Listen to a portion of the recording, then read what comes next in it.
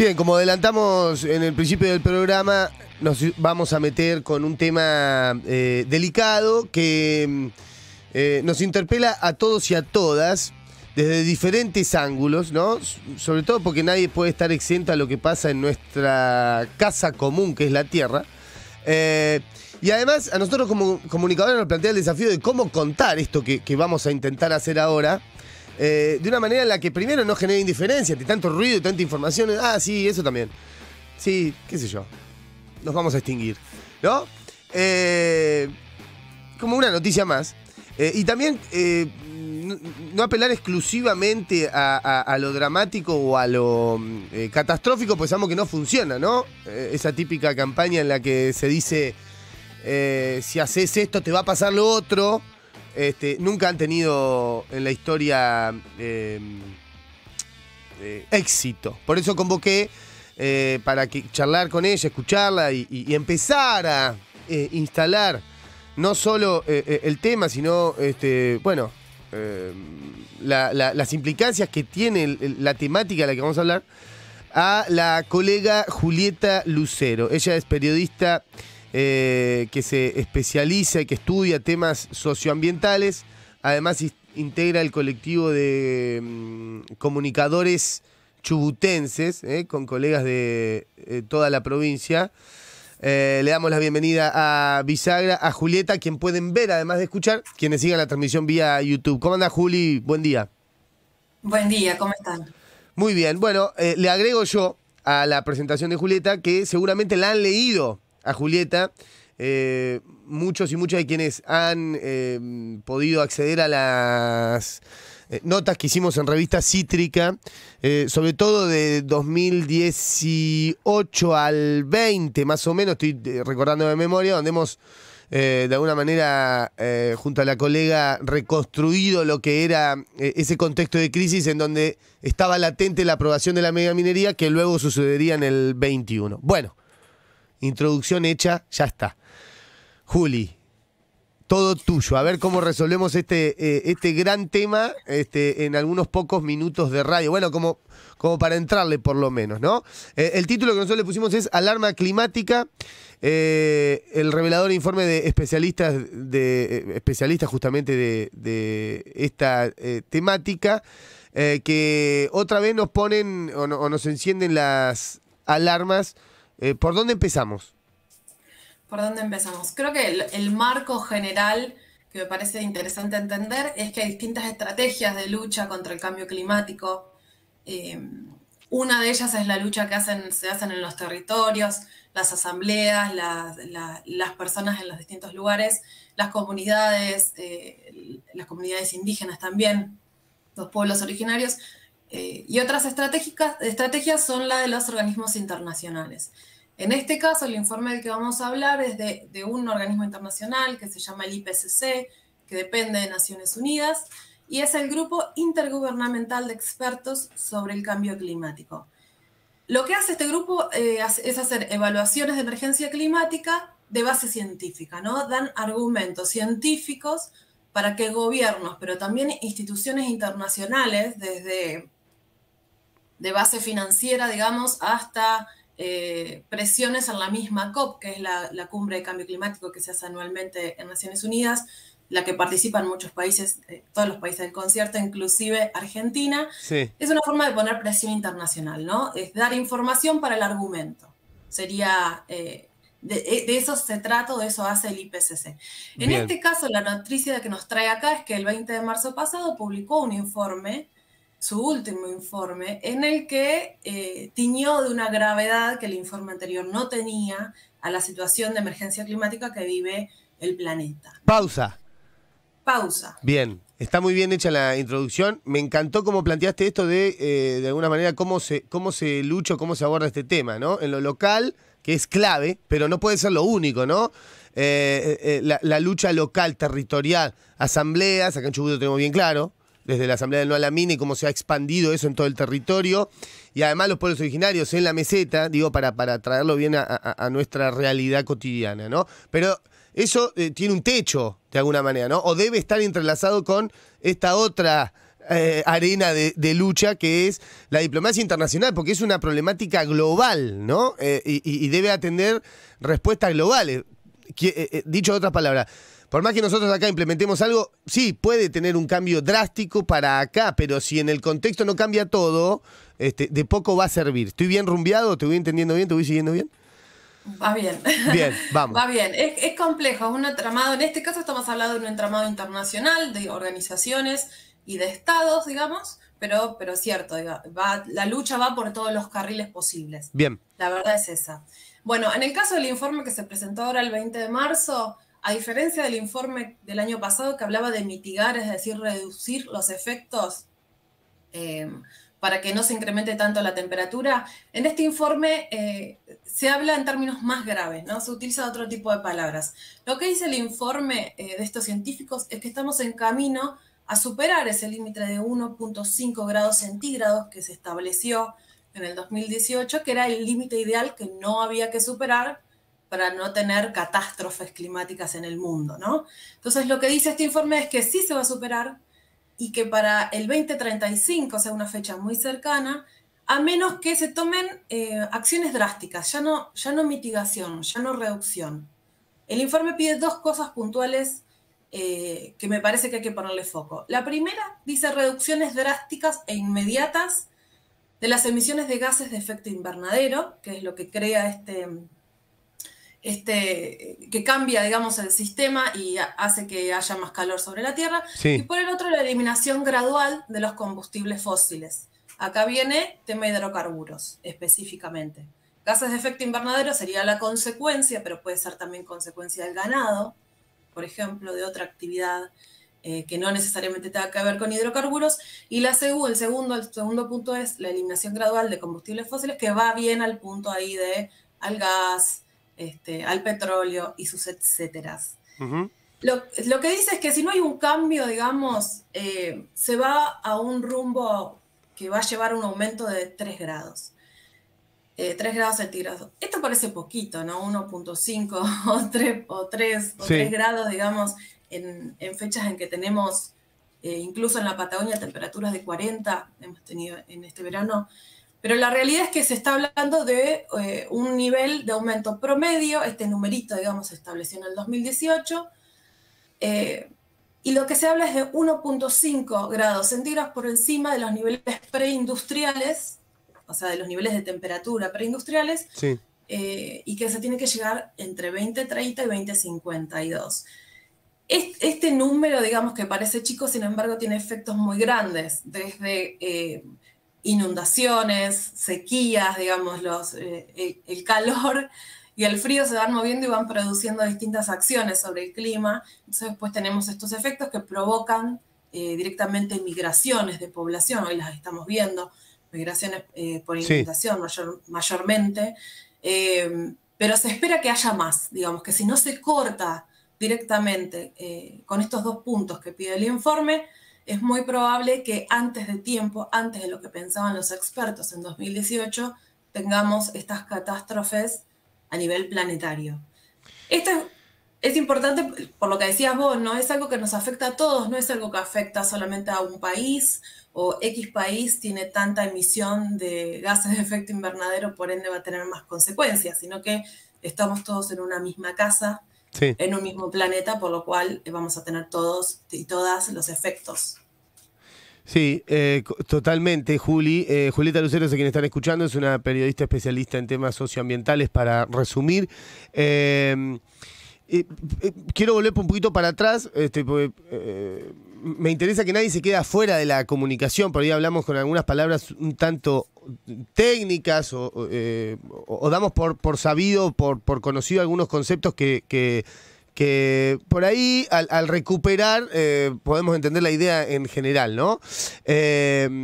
Esto de 1.5 grados, tan remanido, lo hemos escuchado tanto, se publica en todos lados como, che, ojo con superar esto.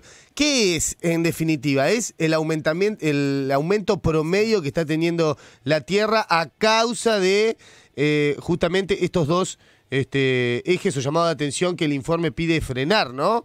Los gases, la generación de los gases de efecto invernadero a través de quemar combustibles fósiles, ¿estoy diciendo bien? Sí, para que se entienda un poquito, porque a veces si lo conectamos con algo de historia o algunos hechos que sucedieron en términos históricos, por ahí es más fácil comprender. Sí. En el 2015 se hicieron distintas acciones y reuniones internacionales muy importantes que llevaron, entre estas cosas, al Acuerdo de París, ¿no? Muy conocido. Ese año también se publicó el Laudato Si del Papa Francisco. Sí. Bueno, en ese año, en el 2015, se pidió desde Naciones Unidas que se haga un informe, se le pidió al IPCC, un informe sobre el estado de situación para poder planificar, ¿no? Desde presupuestos hasta acciones a tomar por parte de los gobiernos pertenecientes a Naciones Unidas. Ese informe demoró varios años en concretarse y finalmente se publicó en el año 2018. Bien. El informe se llama Informe Especial sobre el Calentamiento Global de 1.5 grados centígrados. O sea que desde ese año se habla del 1.5. Y es la cantidad de grados por encima de los niveles preindustriales, digamos que debería aumentar el planeta, o hasta ahí deberíamos llegar, por lo menos es un límite, ¿no? Sí. Para que no haya consecuencias. Sí, como concierto de países, como planeta, superamos ese nivel de 1.5, las consecuencias van a ser catastróficas, dice el informe.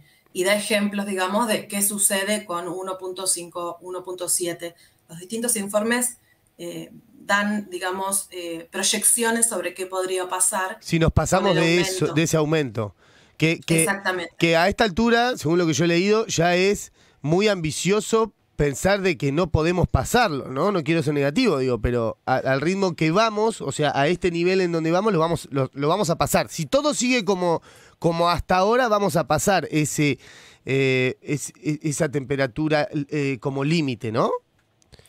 Sí, en particular el informe de este año lo que dice es que sí o sí hay que frenar con las acciones que se están teniendo, porque si no, no solo lo vamos a superar, sino lo vamos a superar a 3 grados, o sea, al doble, para el 2035, que es muy pronto. Claro, o sea, es muy pronto. Las proyecciones que estaban en el 2018 se fueron corriendo con los años. Está bien. Hoy las proyecciones son mucho más negativas. Dicho así en papel, nos parece súper lejano, ¿no? Parece algo que dice un organismo de Naciones Unidas, y Naciones Unidas dónde está, dónde queda, en qué país. Siempre es complejo entender qué pasa con los organismos internacionales. Bueno, en concreto, me parece que hay que tener en cuenta que este año está la COP28, que es esta cumbre de cambio climático de Naciones Unidas, que se va a hacer en Dubái, ¿no? Todo parece que se da en Dubái, ¿no? Después del Mundial. Qué raro todo eso, ¿no? Sí, la verdad que sí. Dubái, Emiratos Árabes, habla de sostenibilidad, de ciudades sostenibles, de energías verdes, eólicas, solar, digamos. Hay como una apuesta ahí, una apuesta muy grande en tecnología, pero bueno, deja de lado toda otra cara de la que no hablamos, que es hidrocarburos.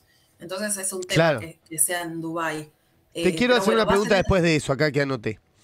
Bien, va a ser a fin de año, con lo cual este informe es, digamos, un argumento científico para volver a discutir ciertos límites o ciertas acciones, o demandar a los países que dijeron que van a hacer acciones que no están haciendo nada, pues que retomen la senda de la sostenibilidad de la que habla Naciones Unidas. Está clarito. Ahora, en resumen, y a veces te da mal la cuenta resumiendo, pero estamos en radio y quiero que se entienda para todos y todas.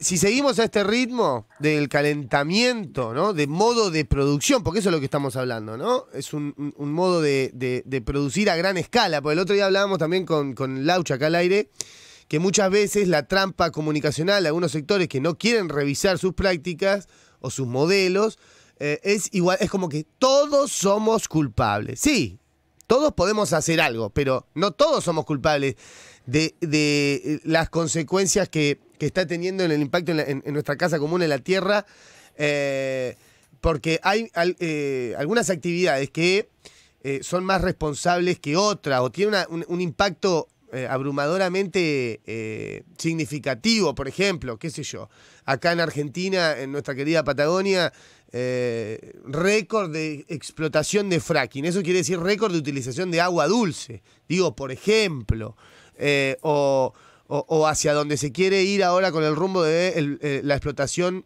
de petróleo abajo del mar, la explotación offshore, ¿no? Digo, todas acciones que van a contramano de lo que se sugiere. Ahora la pregunta, porque digo, este escenario de más de lo mismo nos va a dar más calor, más inundaciones, más gente desplazada de territorios, más incendios o más grandes o con más frecuencia, que cosa que ya empezamos a ver. No es que una cosa que hablamos de algo que no pasa, ¿no? Digo, ya lo empezamos a ver. La sequía es por lo que está llorando el gobierno de Alberto Fernández hoy, ¿no? La sequía tiene una explicación que es el desmonte. Bueno, digo, si haces esa liñita, el problema está ya ahora. Ahora, lo que por ahí es interesante indagar es que lo que se pide de estos especialistas es cortar con los combustibles fósiles. Y los que realmente les cuesta ver otro escenario, te dicen, pero ¿cómo haces para cortar con los combustibles fósiles? Eso lo puede llegar a hacer, si se quiere, el norte global, como se dice ahora, ¿no? Europa, Estados Unidos, China, las grandes potencias. Pero nosotros acá en el hemisferio sur no lo vamos a poder hacer así. ¿Es así? ¿No es así? Bueno, te tiré un montón de temas, todo tuyo.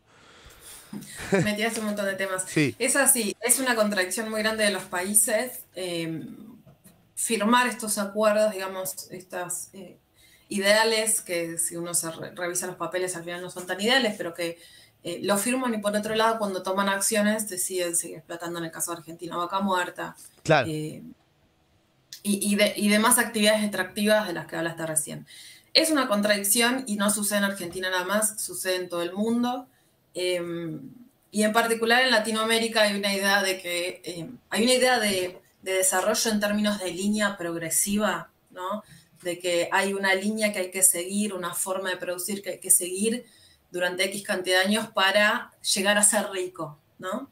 Y en esa fórmula, en esa idea de desarrollo, pareciera que Latinoamérica está más atrás que Europa. Entonces, Europa llegó a un punto en el cual debería, ¿no? Estoy hablando entre todas las comillas, pero debería dejar de producir o emitir gases o usar o producir hidrocarburos, y América Latina todavía tiene el derecho de hacerlo, Claro. porque está más atrás, ¿no? Sí. Pero en realidad lo que está por atrás de esta idea o este debate sobre qué es y qué no es el desarrollo es la colonización, el proceso de colonialismo, todo lo que se vive hoy en América Latina y cómo se vincula a esa llegada hace 500 años y qué sucede, ¿no? con los países centrales y las presiones que llegan de distintas formas, hoy a través de organismos como el FMI, por ejemplo. Pero bueno, ¿qué pasa? Claro. ¿Por qué estamos eligiendo producir como país, no como personas, sino como país? ¿Por qué estamos eligiendo producir de una forma que los informes científicos a nivel internacional nos están diciendo que no es la forma, ¿no? Sí. Entonces, ahí tenemos como comunidades, como ciudadanos, que poner presión al Estado, digamos. Cada lucha tiene su estamento.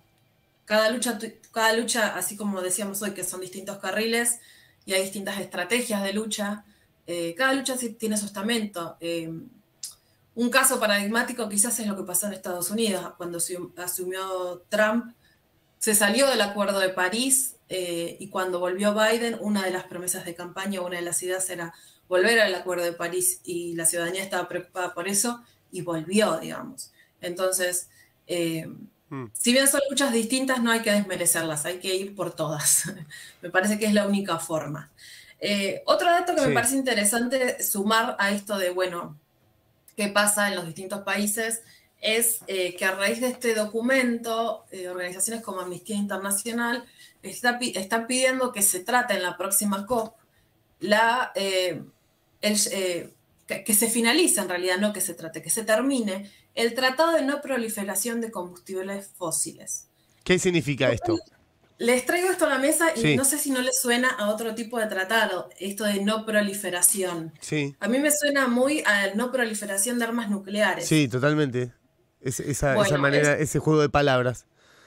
Es una forma, digamos, y lo hace explícito la gente que está atrás de este tratado. Es un tratado que hay muchas organizaciones internacionales que están trabajando, expresidentes, Nobel en distintos ámbitos y demás, que están trabajando para que no se prolifere el uso y la producción de carbón, petróleo y gas natural, que se elimine equitativamente este uso y producción, digamos, y que haya una transición justa.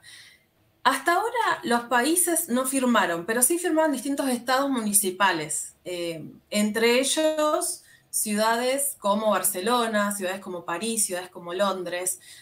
Y si uno ve la lista de países en distintos lugares del mundo donde firmaron y los compara con América Latina, en América Latina las ciudades que firmaron son de Costa Rica nada más. Ajá. Entonces tenemos ahí, en esa firma de ese tratado, que están bregando muchas organizaciones porque se haga, ¿no? Como una acción vinculante y clara para frenar la proliferación de los combustibles fósiles, América Latina está en silencio por ahora. Entonces, bueno, ahí digamos, se ve clarito cuál es la posición de los distintos países de América Latina, al menos Costa Rica en este caso, Sí.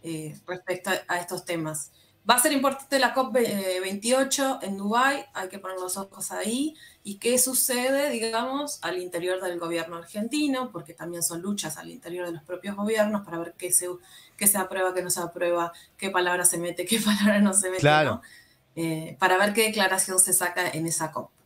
¿Qué peso tiene o no tiene este IPCC 2023? Ahora, después me quedo pensando realmente si en esa COP funciona o tiene algún tipo de consecuencia, ¿no? Porque parece haber declaraciones y demás, y después lo que por ahí no se ve o no sabemos son las acciones que los gobiernos llevan adelante en esa línea. Porque lo que está pidiendo este informe es respuestas drásticas, ¿no? Medidas drásticas que después me gustaría cerrar por ahí, ¿no? En imaginarnos ese mundo, porque el mundo de la catástrofe nos lo imaginamos, lo hemos visto en Netflix, estamos acostumbrados a la pandemia, estábamos todos como si ya lo hubiéramos vivido, ¿no? Lo que pasó ahí, aunque fue durísimo. Pero nos imaginamos el mundo de la catástrofe. Lo que no nos podemos imaginar es el mundo de la alternativa a ello, de la salida, el mundo, qué sé yo, donde sea habitable, ¿no? Eso me parece que lo quiero dejar para el final. Pero respecto a lo que vos decías de los gobiernos y cómo adhieren o no a este tipo de política, Juli, hay una relación que me parece que no es poco, que no quiero soslayar, que tiene que ver con la relación que hay entre los negacionistas del cambio climático y las derechas o extrema derechas, ¿no? Como más le guste caracterizar esos sectores políticos. Hay una relación ahí directa, ¿no? Entre estos ascensos de las nuevas derechas y la negación de que eso sea un problema o que haya que hacer algo al respecto, ¿no? Sí, hay un vínculo, hay negacionismo, pero también hay mucho de decir, quizás hay cambio climático, sí hay cambio climático, pero a mí no me interesa luchar contra eso porque mis intereses económicos o políticos están por encima de las generaciones futuras. Hay, Claro. por supuesto, negacionismo, pero también hay mucho de lo otro, de negación o de cancelación explícita sobre lo que se podría hacer respecto al cambio climático. Y A una de ver, las trampas del mismo es sector esto del decís. desarrollo. De los distintos sectores. Ah, de los distintos sectores.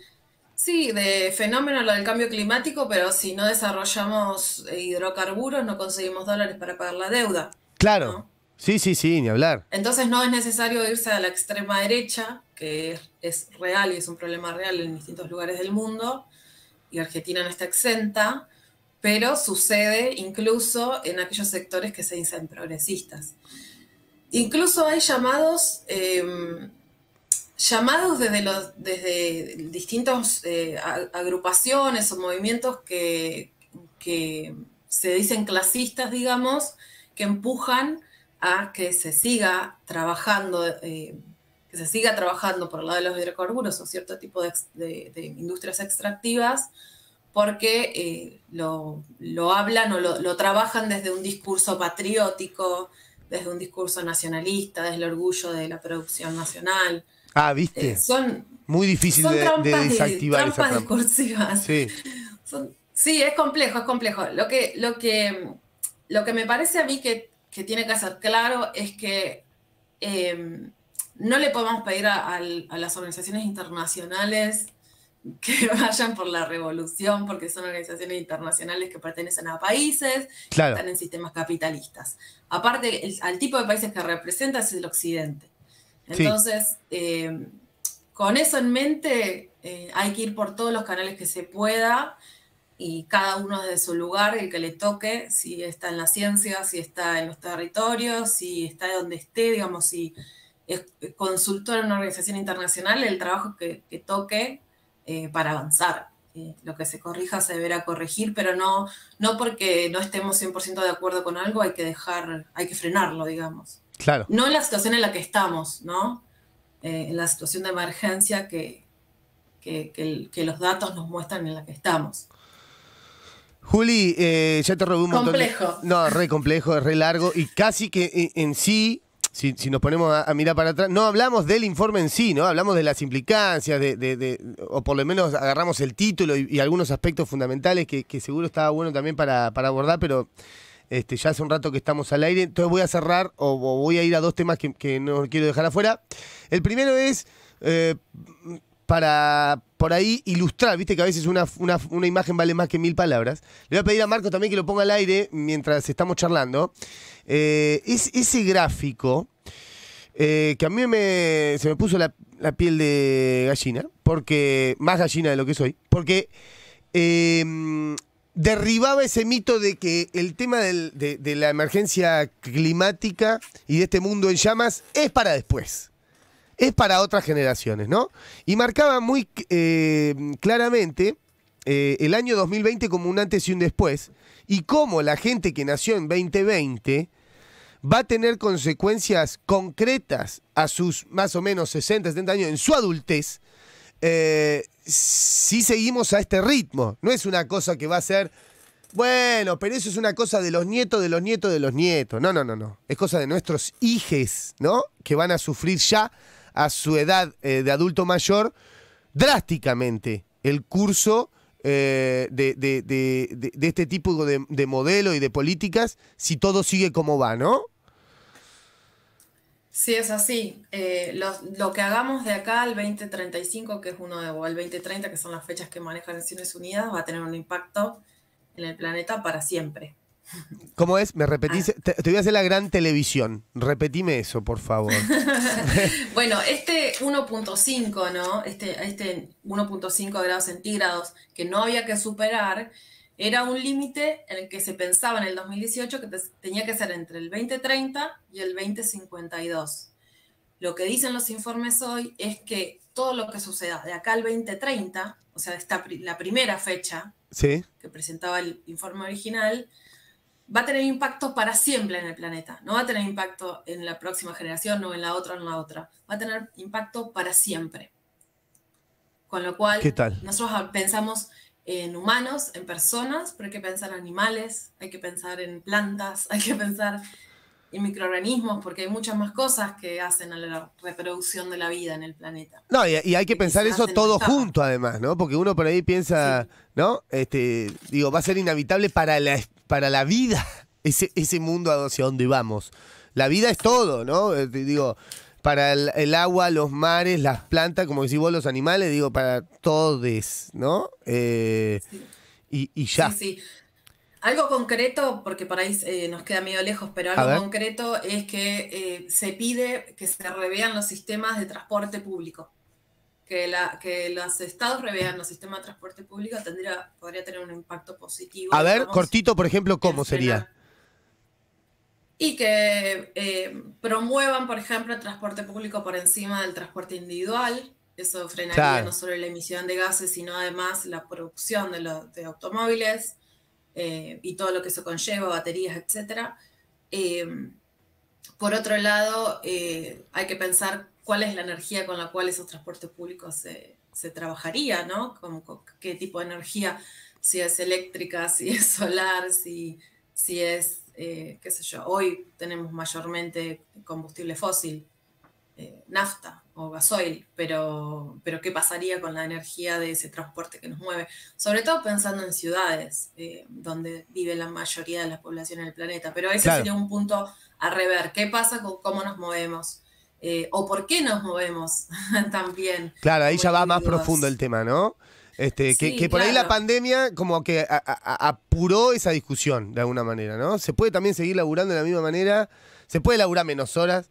Incluso creo que no la leí en profundidad la noticia, leí el título que Chile ya está discutiendo su jornada laboral.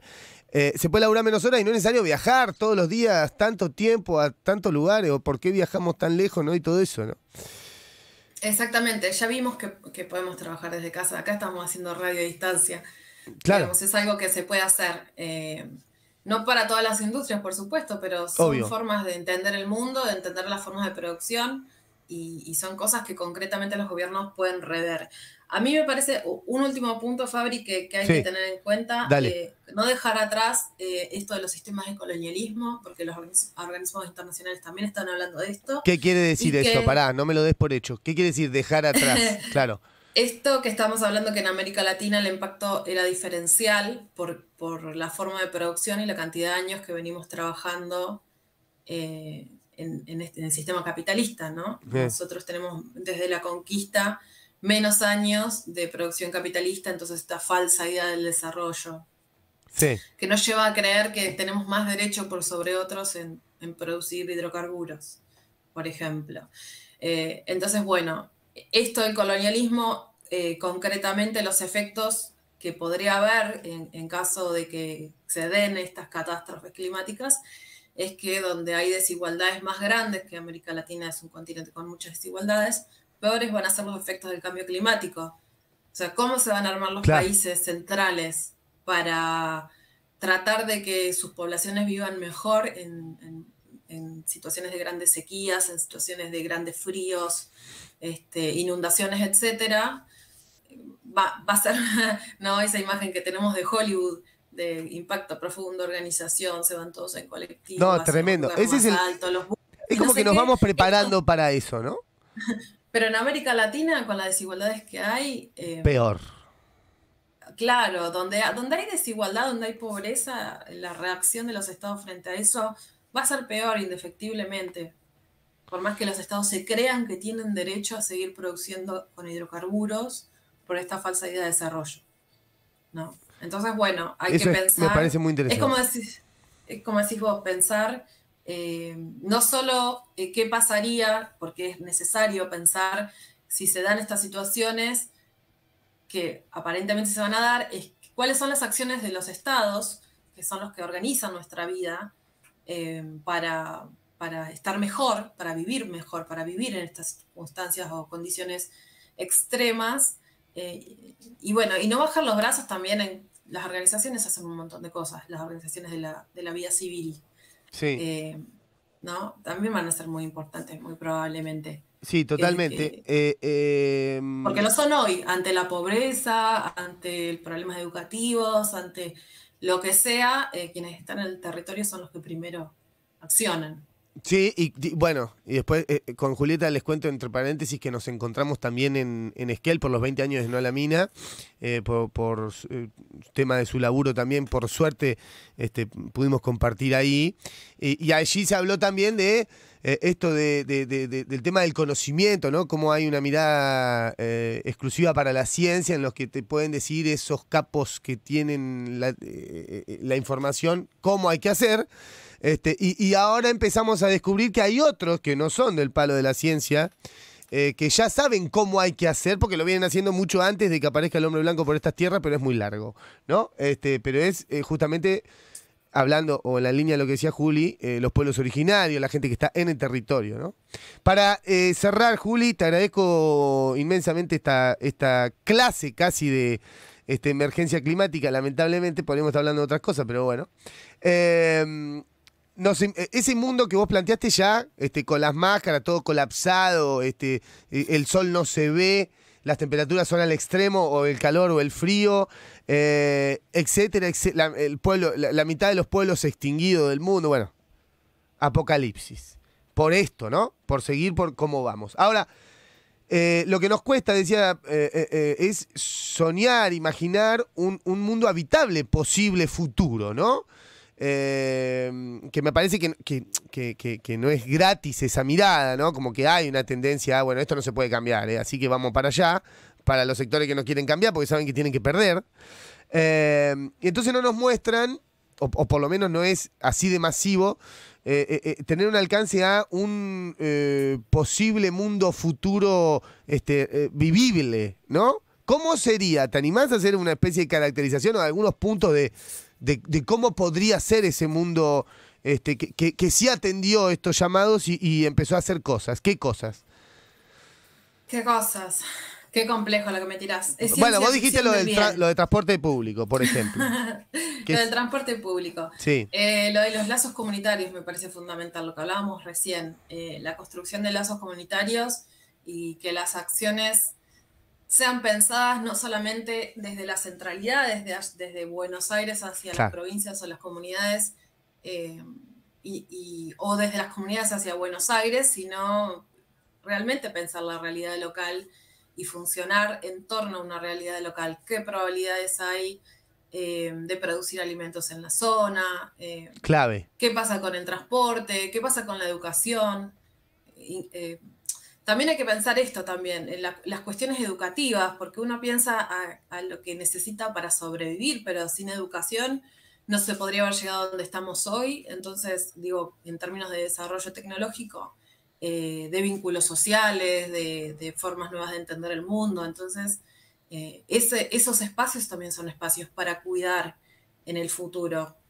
El espacio educativo. Ahí me parece que los maestros y las maestras docentes en general de Chubut la tienen bastante clara, ¿no? Esto de pensar la educación, de interlazar de distintas demandas, ¿no? En los espacios de discusión de educación. No estoy hablando de las cúpulas de los gremios, sino Sí, de no, las no una bases, manera digamos. salarial, sino conectar este tipo de lucha. Por eso los docentes salieron a la calle para resumir en defensa del agua, en contra de la megaminería, Sí, digo. o lo que pasaba en las asambleas en los colegios tomados Sí, en el 2000, ¿qué fue? 2018, si no 19 me me, parece que fue. 19, Sí, donde se debatían distintas cosas, no solamente la cuestión edilicia o exacto. el tema educativo. Entonces, nada, me imagino eso, trabajo comunitario, que se enlacen las demandas y que se propongan soluciones también comunitarias. Eso de la producción de alimentos me parece un punto posible en el que, porque también hay que construir esa épica de que se puede otra cosa entre todos y además en un mundo que nos tiene viviendo tan diseminados, tan abstraídos, sería una reforma de eso, me parece que vos estás diciendo todo eso cuando decís vínculos sociales, sería recuperar esas actividades hacia un bien común en donde te encontrás, ¿no? A diferencia del modelo que te propone que nos llevó hasta acá, que es justamente aislarnos. Totalmente, totalmente. Hace poco leímos una crónica, no sé, no me acuerdo el título ahora, en Anfibia de una estudiante de comunicación o licenciada en Sí, comunicación algo de sobre aguas cómo turbias fue. era, ¿no? Sí, Aguas Turbias, ahí Sí, está.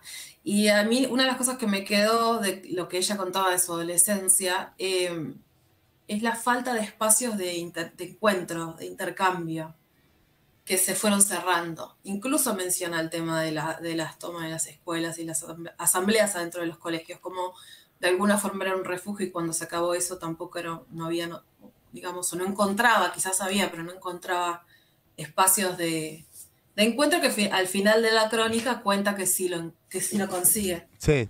Ay, viene el gato acá a compartir. Bueno, bienvenido. Se suma el gato. Se sume. Pero me parece que viene por ese lado, ¿no? Que espacios de encuentro, me parece que tiene que ver con eso. Habilitar espacios de encuentro.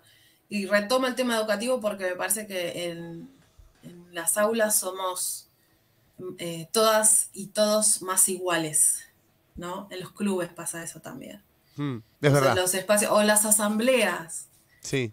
distintas formas de espacios de encuentro donde se charlan las cosas personales y las cosas comunitarias. Hasta ahora ha sido la forma de frenar proyectos grandes, extractivos, Claro. super mega empresas con presupuestos más grandes que los estados, ¿por qué no va a ser la forma a futuro si ya probamos que funciona? Bueno, terminemos acá, con una buena, Juli. Terminamos con un futuro posible. Un abrazo enorme, gracias. Un abrazo. Julieta Lucero es especialista en temas de socioambiente, es periodista, comunicadora, integra el colectivo Comunicadores Chubutenses. Estuvo hace poco en los 20 años de No a la Mina de Esquel y nos compartió su mirada sobre esta alarma climática, el grave informe de especialistas por el cambio climático que se publicó hace semanas.